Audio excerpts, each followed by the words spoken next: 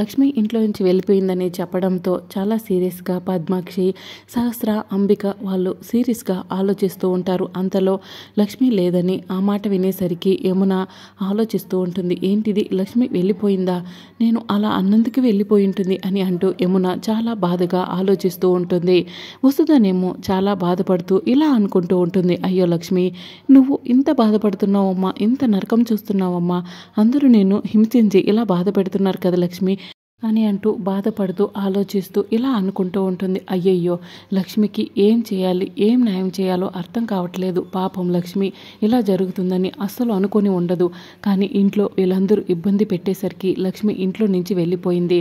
మంచిగుందో, అసలు ఏమైనా అఘాయిత్యం చేసుకుందో అని అంటూ వసుధ ఆలోచిస్తూ బాధపడుతూ ఉంటుంది. అంతలో పద్మాక్షి సీరియస్గా ఇలా సహస్ర వాళ్ళు చూస్తూ ఉంటారు. ఇక అప్పుడు సహస్ర అంటుంది, చూసావా మమ్మీ ఎలా చేసిందో, అది ఈరోజు నిజం చెప్పాలి అని అన్నారని చెప్పి దాని మొగుడు గురించి పెట్టాల్సి వస్తుందని చెప్పి ఇంట్లో నుంచి వెళ్ళిపోయింది. కానీ అసలు నిజం చెప్పలేదు చూసావా అని అంటూ ఉండగానే మదన్ అక్కడ నిలబడి చాలా బాధపడుతూ ఉంటాడు.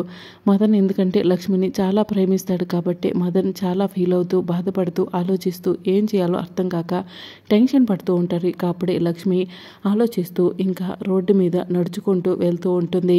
ఇక విహారీ ఏమో లక్ష్మి కోసం కారు తీసుకుని ఫాస్ట్గా లక్ష్మి కోసం వెతుకుతూ వెళ్తూ ఉంటాడు. ఇక ఇక్కడేమో పద్మాక్షి అంటుంది, కావాలనే అది ఇలా చేసింది.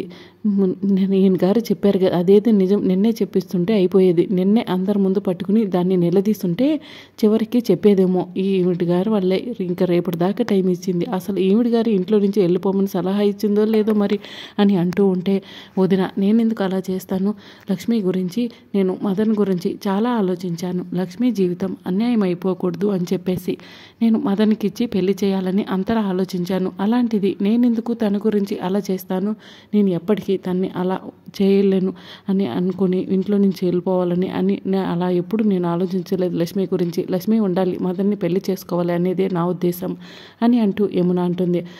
భలే చెప్పావు, నీ వల్లే ఈరోజు అదే నేను నిలదీస్తుంటే అయిపోయేది కదా అని చెప్పి అంబిక అంటుంది. ఇదంతా అల్లరి కావాలని చేసింది.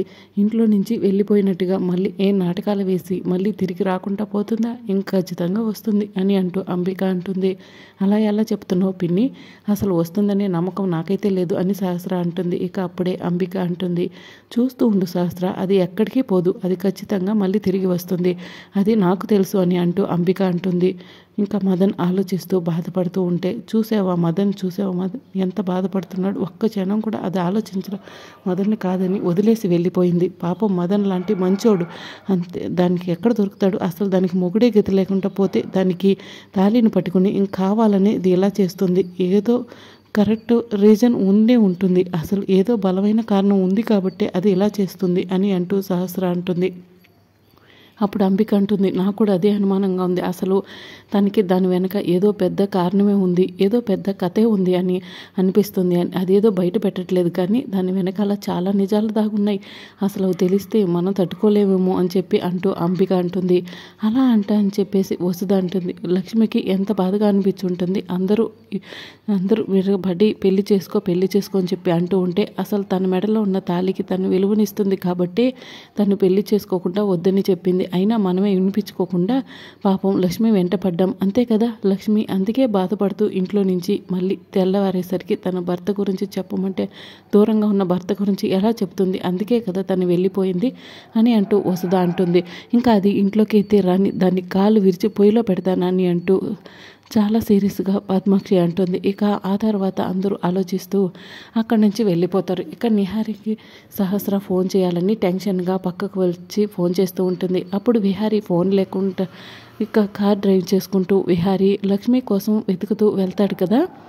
అప్పుడే విహారీ రోడ్డు మీద కారులో వెళ్తూ ఇలా అనుకుంటూ ఉంటాడు, కనక మహాలక్ష్మి ఎక్కడున్నావు, అసలు ఏంటిది ఇదంతా, నువ్వు ఇంట్లోనే ఉండొచ్చు కదా కనక మహాలక్ష్మి, నువ్వు నా కోసం ఎన్ని బాధలు పడుతున్నావు ఆ విషయం నాకు తెలుసు, కానీ నా కోసమే నువ్వు నిజం చెప్పట్లేదని కూడా నాకు తెలుసు, ఎక్కడున్నావు, ఏ అఘాయిత్యం చేసుకోవద్దు లక్ష్మి, నువ్వు రా లక్ష్మి అని అంటూ నువ్వు నాకు కనిపించు టెన్షన్గా అలా కారులో వెళ్తూ అలా ఆలోచిస్తూ ఉంటాడు. అంతలో లక్ష్మి ఏమో ఇంకా అక్కడి నుంచి వెళ్తూ ఉంటుంది.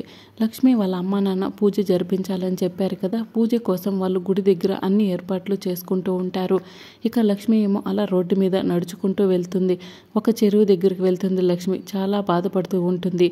వెళ్తూనే ఇంకా యమున తిట్టిన మాటలను గుర్తు తెచ్చుకుంటూ ఉంటుంది. నువ్వు ఏం చేస్తావో నాకు తెలీదు, రేపు ఖచ్చితంగా నువ్వు నీ భర్త గురించి, నీకు మెల్లో కట్టిన తాళి గురించి అవన్నీ నాకు వివరాలు తెలియాలి అని యమున తిడుతుంది కదా.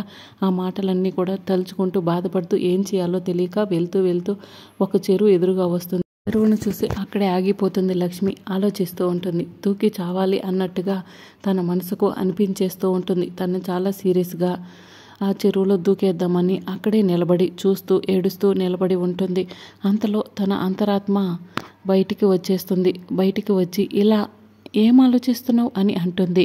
అప్పుడే లక్ష్మి అలా చూస్తూ ఉంటుంది. ఏంటి నువ్వు ఇంకేం చేయగలవు, నువ్వు ఏదేదో ఆలోచించుకుని దీనికి ఇదే పరిష్కారం అని నువ్వు ఎక్కడికి వచ్చావా అని అంటూ అంతరాత్మ అంటుంది. ఇక అప్పుడే లక్ష్మి ఇలా ఆలోచిస్తూ ఇంకా నేను ఇంకేం చేయగలను అని అంటుంది.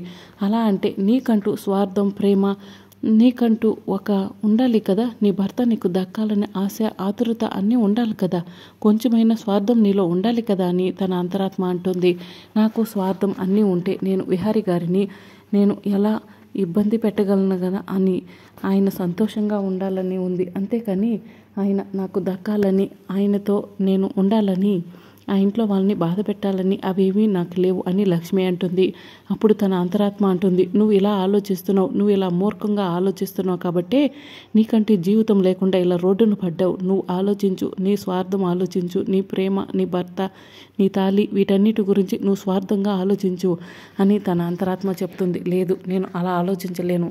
నేను నా భర్త విహారీ గారు సంతోషంగా ఉండాలని నేను ఆలోచిస్తాను. ఆయన కోసమే నేను ఆలోచించి పోరాడతాను తప్ప ఆయన ఎన్ని బాధపడితే తలుచుకోలేదని అంటూ లక్ష్మి అంటుంది. నువ్వు ఇలా ఉన్నావు కాబట్టి ఇంట్లో అంతమంది నేను ఆడుకుంటున్నారు.